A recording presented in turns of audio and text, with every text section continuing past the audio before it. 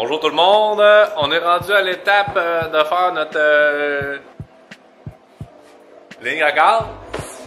Puis je vais vous faire une petite tournée là, de composantes avant de commencer parce que des fois j'ai une petite tendance à passer ça vite parce que j'ai le goût de pigrasser puis là j'oublie que faut que je fasse des vidéos. Ça c'est un de mes défauts. Fait que c'est ça. Moi au niveau de mon setup, j'ai acheté deux Walbro 255. Je vais les mettre en parallèle. Ma décision a été surtout monétaire. J'ai regardé les différences entre des Walbro, des Bosch, Aeromotive A1000. Ça a terminé que les Walbro 255 en parallèle comme ça me revenait beaucoup moins cher. Pour vous dire, c'est pratiquement 1,25 fois le prix de un Bosch, la Walbro 255, pour les deux. Fait que pour deux Walbro, ça me revenait à 1,25 fois le prix de la Bosch et la Aeromotive A1000, à moins d'avoir été dans le usager, ce qui m'intéressait pas, étant donné que j'aime mieux être dans le neuf au niveau de toutes les composantes à gaz, parce que je veux pas qu'il y ait de pépins.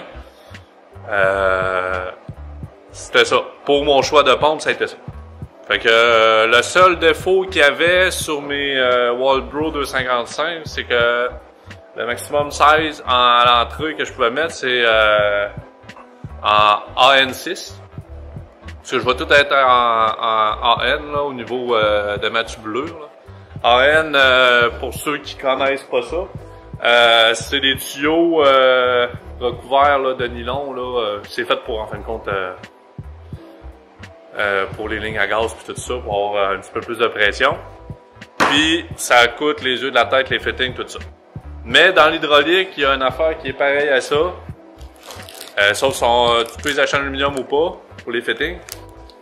Je me rappelle pas c'est quoi le nom exact, mais je sais que vous pouvez vous dépanner quand même avec ça pour faire quand même des bons setups. Fait que c'est ça.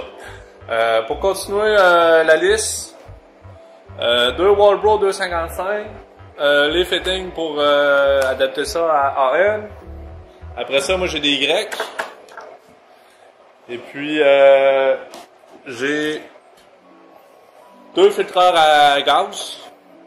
Un avant pompe, un après pompe. Je vais vous expliquer plus tard pourquoi.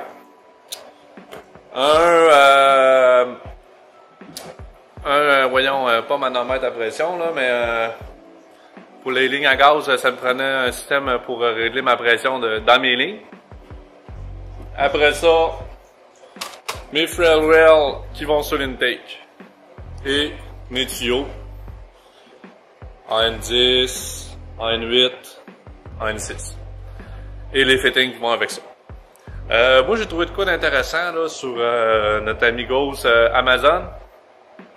T'achetais des tuyaux, puis ils te donnaient des fittings avec. Fait que je les ai pas essayés, je peux pas dire si c'est cheap ou pas. Mais tu sauves quand même une belle petite somme. Là. Exemple, mon tuyau ici AN10. J'avais 1, 2, 3, 4, 5, 6, 7, 8, 9, 10 fittings avec. Fait que c'est quand même bon parce que des fois, je vous donne un exemple, là, le petit fitting ici en Y, pratiquement 40$. Comprenez comment ça revient cher. Pour continuer, j'ai démonté la fuel cell. Moi, je l'avais eu avec l'auto. Ça me semble que là, en fait, la course sur terre battue. J'ai vérifié à l'intérieur, j'ai sorti les mousses, puis je l'ai nettoyé. J'ai bien regardé là, les mousses, l'état des mousses, parce que les fuel cells avec des mousses à l'intérieur, il y a peut-être des risques de mousse d'infiltrant. Fait que c'est pour ça que faut les regarder, voir l'état qu'ils sont, parce que tu sais, des fois tu achètes une fuel cell usagée, puis la mousse elle a eu le temps de sécher, puis en la rehumidifiant, elle se désintègre. Là. Ça, c'est des histoires qu'on entend souvent. Puis quand c'est des fuel cells qui sont cheap aussi, ça peut arriver. Là. Fait que c'est ça, moi je vous conseille là, de tout le temps la vérifier. Comme moi en plus en la vérifiant, j'ai vu qu'il y avait un peu de saleté là, à l'intérieur. Fait que là, je me permets de la nettoyer bien comme il faut. Et de même nettoyer les mousses, là, je vais les nettoyer là, comme il faut les mousses pour pas qu'il y ait de pépins, puis je vais les remettre à l'intérieur. C'est pas très compliqué, tu enlèves l'endroit comme la mienne. Tu enlèves l'endroit où que tu mets ton essence, tu enlèves ça au complet, puis tu les sors en tirant dessus. Puis si tu vois qu'ils se défont, une bonne indication, soit tu changes ta mousse ou tu changes fuel cell. J'ai parti de ma fuel cell en AN10 pour m'en venir ici.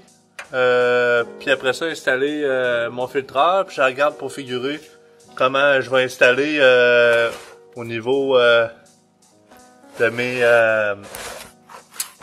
mes pompes à gaz. Là, pourquoi moi j'ai utilisé du AN10? J'aurais pu aller en AN8 là. C'est juste que moi je voulais être sûr, étant donné que ma fuel cell c'est une fuel cell, une ancienne, on dirait de stock car, on va dire, là, en plastique. Là. Moi je voulais avoir une réserve plus grosse avant d'arriver à mon filtreur pour la gravité, étant donné que j'étais à gravité pour. Tu sais, ma pompe est pas dans ma fuel cell, mais le tuyau qui s'en vient ici, qui est par en arrière bien sûr. Parce qu'il faut tout le temps mettre son tuyau par en arrière, parce que l'auto va par là, fait que l'essence va tout le temps aller par en arrière. Mais ici, qu'est-ce que moi je suis en N10, c'est que ça me donne comme une mini réserve, on va dire, de plus. Filtreur, puis là mes pompes. Là je suis en train de figurer comment je vais faire pour mettre mes pompes ici. Pour après ça faire mon chemin pour m'en aller là-bas. Là, grosso modo, c'est pas mal ça qui est ça pour ça. Fait que c'est ça. Fait que moi je suis parti, j'ai fait un AN10, m'en venais ici, je prends mon filtreur, AN8, après le filtreur, 200 microns, 2 pompes à gaz. Là, mon autre filtreur, soit je le mets plus proche de l'engine, ou je le mets dans le coin ici. Fait que là, je suis en train de tout penser à ça. Pour mettre ça pour que tout rentre ici.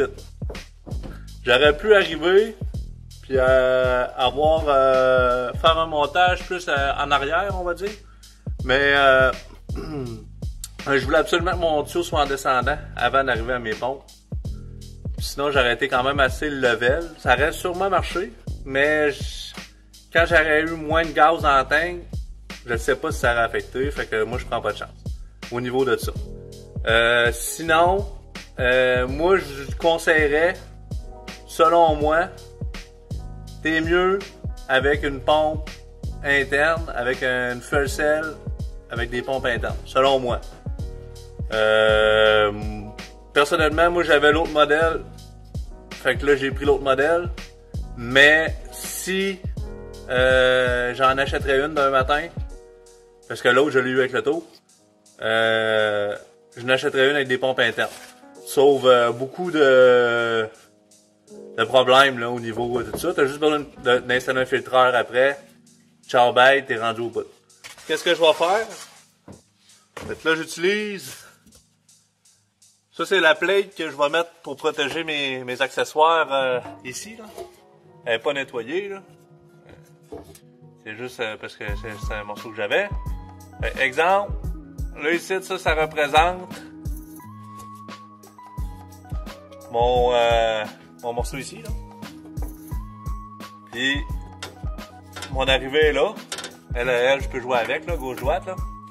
Mais c'est pour me donner une idée de la dimension que j'ai. Fait que là, je sais qu'avec cette plate-là, si je suis capable de tout poser sur ma plate, je suis pas obligé de travailler en dessous de l'auto, là. Je m'en vais avec mon guide. Fait que là, vous allez voir dans 2 secondes, vous allez voir ça pourquoi. Là. Fait que ça, en plus, ça va être la plate que je vais utiliser pour protéger mes affaires pour pas qu'il arrive de péripéties. Là. Fait que tout le temps penser sécurité avant tout. Là, moi, j'ai fait une image inverse sur ma plate, là, pour être du bon sens. Là, je regarde comment je vais figurer ça. C'est le plan final. Là, ils sont pas fixés, là. Mais ça va être ça qui va être en dessous. eux vont passer par-dessus les pompes. Puis eux, en fin de compte, ils vont le dessus de l'auto, fait ça comme ça, là. Ils vont repartir vers le dessus de l'auto. En N6, en N8. Après je retombe en N8 jusqu'à ma ligne. Filtreur, bien sûr. Par la suite, j'ai installé mon régulateur de pression.